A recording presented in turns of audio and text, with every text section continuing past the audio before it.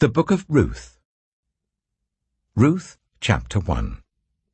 In the days when the judges ruled, there was a famine in the land. So a man from Bethlehem in Judah, together with his wife and 2 sons, went to live for a while in the country of Moab. The man's name was Elimelech. His wife's name was Naomi, and the names of his 2 sons were Mahlon and Chilion. They were Ephrathites from Bethlehem, Judah, and they went to Moab and lived there. Now Elimelech, Naomi's husband, died, and she was left with her 2 sons. They married Moabite women, one named Orpah and the other Ruth. After they lived there about 10 years, both Mahlon and Chilion also died, and Naomi was left without her 2 sons and her husband. When Naomi heard in Moab that the Lord had come to the aid of his people by providing food for them, she and her daughters-in-law prepared to return home from there. With her 2 daughters-in-law, she left the place where she had been living and set out on the road that would take them back to the land of Judah. Then Naomi said to her 2 daughters-in-law, "Go back, each of you, to your mother's home. May the Lord show you kindness, as you have shown kindness to your dead husbands and to me. May the Lord grant that each of you will find rest in the home of another husband."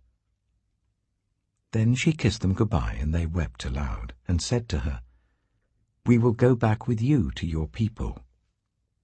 But Naomi said, "Return home, my daughters. Why would you come with me?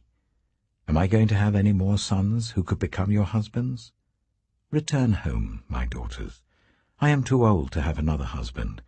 Even if I thought there was still hope for me, even if I had a husband tonight and then gave birth to sons, would you wait until they grew up? Would you remain unmarried for them? No, my daughters. It is more bitter for me than for you, because the Lord's hand has turned against me." At this they wept aloud again. Then Orpah kissed her mother-in-law goodbye, but Ruth clung to her. "Look," said Naomi, "your sister-in-law is going back to her people and her gods. Go back with her." But Ruth replied, "Don't urge me to leave you or to turn back from you. Where you go, I will go, and where you stay, I will stay. Your people will be my people, and your God, my God. Where you die, I will die, and there I will be buried. May the Lord deal with me, be it ever so severely, if even death separates you and me." When Naomi realized that Ruth was determined to go with her, she stopped urging her. So the 2 women went on until they came to Bethlehem. When they arrived at Bethlehem, the whole town was stirred because of them, and the women exclaimed, "Can this be Naomi?" "Don't call me Naomi," she told them. "Call me Mara, because the Almighty has made my life very bitter. I went away full, but the Lord has brought me back empty. Why call me Naomi? The Lord has afflicted me. The Almighty has brought misfortune upon me." So Naomi returned from Moab, accompanied by Ruth the Moabite, her daughter-in-law, arriving in Bethlehem as the barley harvest was beginning. Ruth chapter 2. Now Naomi had a relative on her husband's side, a man of standing from the clan of Elimelech, whose name was Boaz. And Ruth the Moabite said to Naomi, "Let me go to the fields and pick up the leftover grain behind anyone in whose eyes I find favor." Naomi said to her, "Go ahead, my daughter." So she went out, entered a field, and began to glean behind the harvesters. As it turned out, she was working in a field belonging to Boaz, who was from the clan of Elimelech. Just then Boaz arrived from Bethlehem and greeted the harvesters. "The Lord be with you." "The Lord bless you," they answered. Boaz asked the overseer of his harvesters, "Who does that young woman belong to?" The overseer replied, "She is the Moabite who came back from Moab with Naomi. She said, 'Please let me glean and gather among the sheaves behind the harvesters.' She came into the field and has remained here from morning till now, except for a short rest in the shelter." So Boaz said to Ruth, "My daughter, listen to me. Don't go and glean in another field, and don't go away from here. Stay here with the women who work for me. Watch the field where the men are harvesting, and follow along after the women. I have told the men not to lay a hand on you, and whenever you are thirsty, go and get a drink from the water jars the men have filled." At this, she bowed down with her face to the ground. She asked him, "Why have I found such favor in your eyes, that you notice me, a foreigner?" Boaz replied, "I've been told all about what you have done for your mother-in-law since the death of your husband. How you left your father and mother and your homeland and came to live with a people you did not know before. May the Lord repay you for what you have done. May you be richly rewarded by the Lord, the God of Israel, under whose wings you have come to take refuge. May I continue to find favor in your eyes, my Lord," she said. "You have put me at ease by speaking kindly to your servant, though I do not have the standing of one of your servants." At mealtime, Boaz said to her, "Come over here, have some bread and dip it in the wine vinegar." When she sat down with the harvesters, he offered her some roasted grain. She ate all she wanted and had some left over.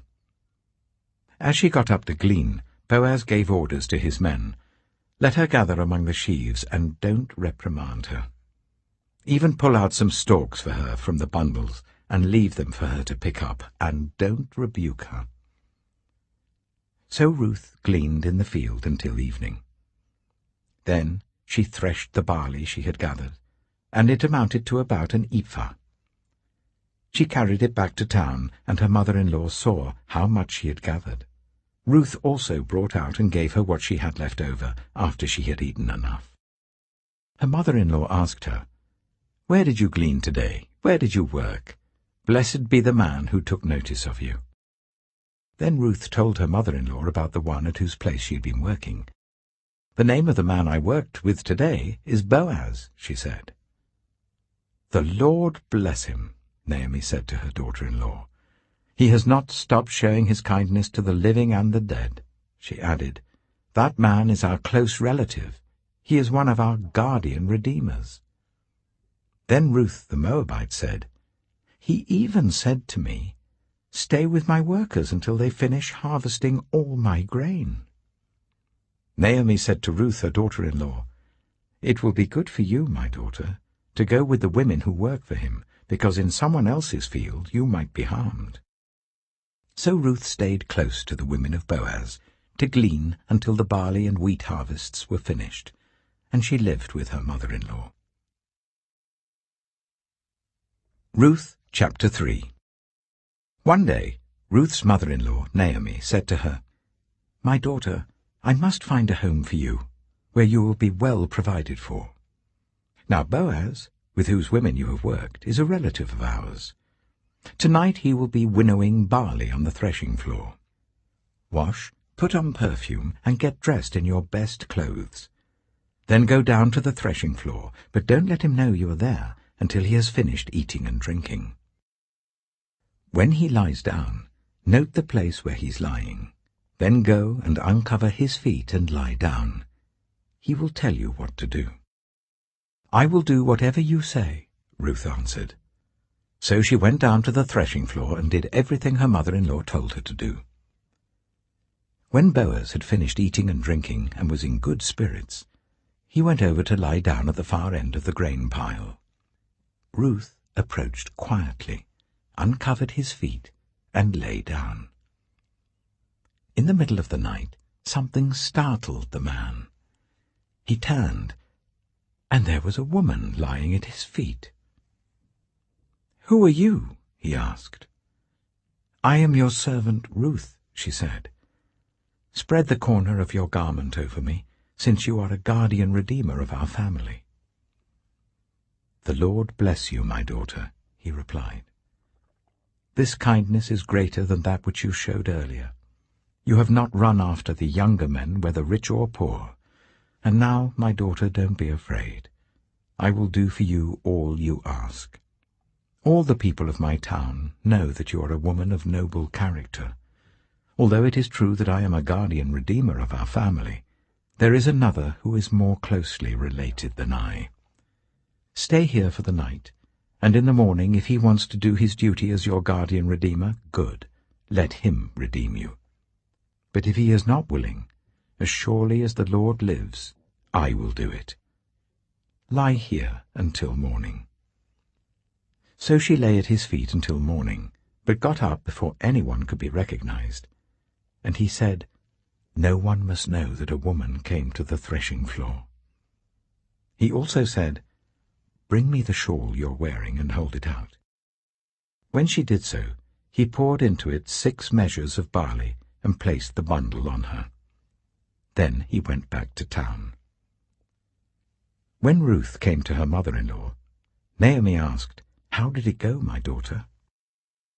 Then she told her everything Boaz had done for her, and added, "He gave me these 6 measures of barley, saying, 'Don't go back to your mother-in-law empty-handed.'" Then Naomi said, "Wait, my daughter, until you find out what happens, for the man will not rest until the matter is settled today." Ruth chapter 4. Meanwhile, Boaz went up to the town gate and sat down there just as the guardian redeemer he had mentioned came along. Boaz said, "Come over here, my friend, and sit down." So he went over and sat down. Boaz took 10 of the elders of the town and said, "Sit here," and they did so. Then he said to the guardian redeemer, "Naomi, who has come back from Moab, is selling the piece of land that belonged to our relative Elimelech. I thought I should bring the matter to your attention and suggest that you buy it in the presence of these seated here and in the presence of the elders of my people. If you will redeem it, do so. But if you will not, tell me, so I will know. For no one has the right to do it except you, and I am next in line." "I will redeem it," he said. Then Boaz said, "On the day you buy the land from Naomi, you also acquire Ruth the Moabite, the dead man's widow, in order to maintain the name of the dead with his property." At this the guardian redeemer said, "Then I cannot redeem it, because I might endanger my own estate. You redeem it yourself. I cannot do it."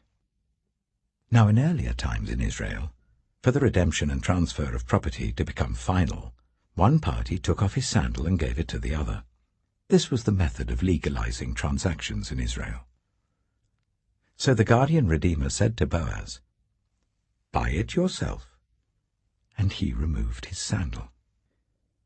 Then Boaz announced to the elders and all the people, "Today you are witnesses that I have bought from Naomi all the property of Elimelech, Kilion, and Mahlon. I have also acquired Ruth the Moabite, Mahlon's widow, as my wife, in order to maintain the name of the dead with his property, so that his name will not disappear from among his family or from his hometown. Today you are witnesses." Then the elders and all the people at the gate said, "We are witnesses. May the Lord make the woman who is coming into your home like Rachel and Leah, who together built up the family of Israel. May you have standing in Ephrathah and be famous in Bethlehem. Through the offspring the Lord gives you by this woman, may your family be like that of Perez, whom Tamar bore to Judah." So Boaz took Ruth, and she became his wife. When he made love to her, the Lord enabled her to conceive, and she gave birth to a son. The women said to Naomi, "Praise be to the Lord, who this day has not left you without a guardian redeemer. May he become famous throughout Israel. He will renew your life and sustain you in your old age. For your daughter-in-law, who loves you and who is better to you than 7 sons, has given him birth." Then Naomi took the child in her arms and cared for him. The women living there said, "Naomi has a son." And they named him Obed. He was the father of Jesse, the father of David. This, then, is the family line of Perez. Perez was the father of Hezron, Hezron the father of Ram, Ram the father of Amminadab, Amminadab the father of Nahshon, Nahshon the father of Salmon, Salmon the father of Boaz, Boaz the father of Obed, Obed the father of Jesse, and Jesse the father of David.